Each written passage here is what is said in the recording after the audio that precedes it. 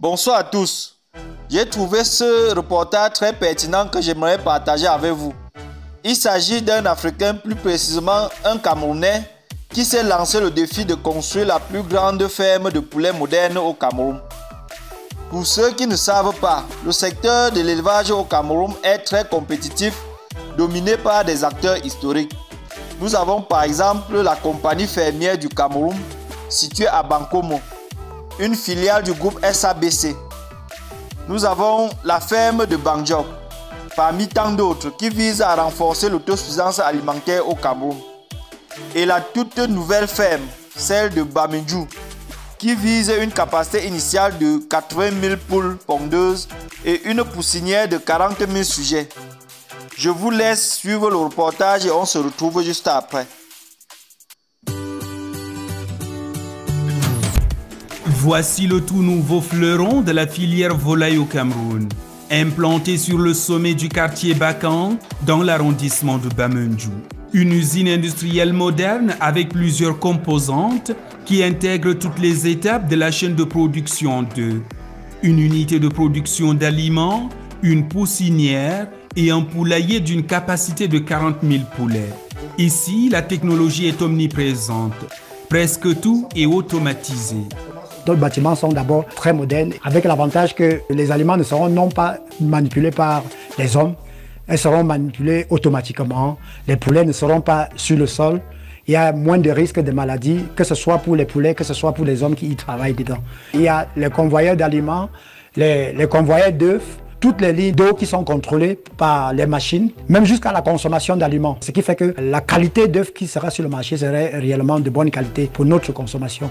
Un projet audacieux, né de la volonté d'un Camerounais ambitieux qui, s'inspirant de son expérience à l'étranger, a choisi de venir faire valoir son savoir au Cameroun. Cette structure est faite pour venir en appoint aux autres éleveurs dans la région. Nous pouvons chauffer non seulement nos poussins, mais nous pouvons également chauffer des poussins des partenaires installés dans la région. Moi, ce projet, je l'étudie depuis 10 ans. Après avoir fait le constat sur le terrain au Cameroun, commencer à visiter les fermes en Europe. Je vais travailler un mois, je travaille à la poussinière, je travaille dans les bâtiments adultes, je travaille au tri des œufs, au calibrage des œufs, pour savoir réellement qu'est-ce que ce type de ferme impose comme difficulté et comment est-ce que moi je peux copier ça et venir implémenter chez moi en sachant que chez moi, je n'ai pas telle possibilité qu'on a en Occident. Ensuite, je suis allé plus loin. Vous avez souvent vu des documentaires de comment les femmes achètent leur poulet au marché, font abattre, déplument. Si vous regardez, vous jetez un coup d'œil dans l'eau qui est utilisée pour déplumer ces poulets que vous mangez à la maison, vous allez avoir peur de consommer. C'est la raison pour laquelle, dans ce projet, nous avons également prévu une unité d'abattage pour que le poulet qui arrive sur le marché ait une qualité contrôlée. Parce que si nous voulons contrôler ce que nous mangeons, il faut que nous soyons producteurs. Lorsque nous produisons, nous pouvons imposer les normes de la qualité de ce qui entre dans notre bouche. À quelques kilomètres d'ici, dans le groupement Bameka, se trouve l'usine annexe destinée à la fabrication d'alvéoles. Non seulement on va employer, mais on va rendre nos villes propres. Parce que vous connaissez ce que c'est que les déchets de papier dans nos villes. Donc, l'une des premières options, c'est de pouvoir améliorer la qualité et la propreté de nos villes. Et en même temps, ceux qui ramassent ces papiers, c'est aussi de l'emploi qu'ils ont trouvé. Parce qu'ils ne vont pas ramasser ces papiers gratuitement. Donc ils vont ramasser ces papiers, ils vont les vendre et ces papiers seront recyclés et réutilisés dans nos ménages. Nous avons suffisamment d'espace pour stocker au moins la quantité de fonctionnement d'une journée. Parce que par heure de travail, l'appareil consomme 1 tonne de papier, produit 6 000 alvéoles. Un rêve devenu réalité grâce à l'appui multiforme de l'État du Cameroun. Si vous allez consulter le mercuriel de l'importation de l'acier au Cameroun, vous comprendrez combien coûte la construction d'un bâtiment comme celui-ci. Le ministère, comprenant l'importance de ce projet, a pris contact avec son homologue du ministère de Finances pour motiver par une demande écrite que le matériel importé, tant pour la construction que pour les équipements utiles dans le bâtiment soient exonérés de droits et taxes de douane. Vous voyez par-ci des locaux des stations électriques, des transformateurs électriques ou bien des groupes électrogènes qui vont accompagner les différents bâtiments. Ces groupes également ont été exonérés par l'État du Cameroun. Je crois que cet accompagnement est juste inestimable. Sans cet accompagnement, nous ne serons pas au niveau où nous sommes. Il faut être honnête. Sur le long terme, le projet contribuera au développement du tissu économique.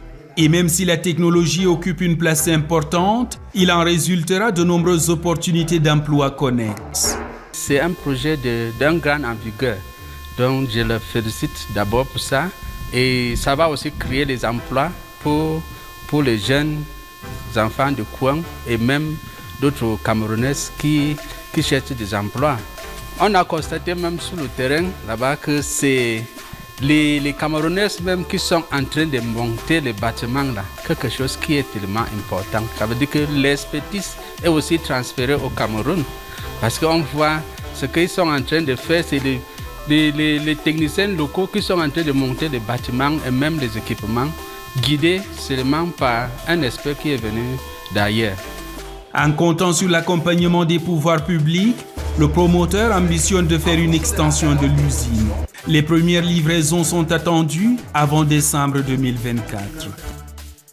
Avant de commencer, je pense qu'il est important de relever qu'un modèle d'élevage moderne basé sur la haute technologie doit sans doute intégrer l'automatisation. Vous pouvez voir défiler à l'écran un exemple de ce modèle d'élevage. Alors, après avoir donc suivi ce reportage, nous relevons que le promoteur de la ferme de Bamendjou veut reproduire dans une mesure près le système d'élevage moderne qu'il a eu à observer ailleurs. Plusieurs éléments rendent son système pertinent.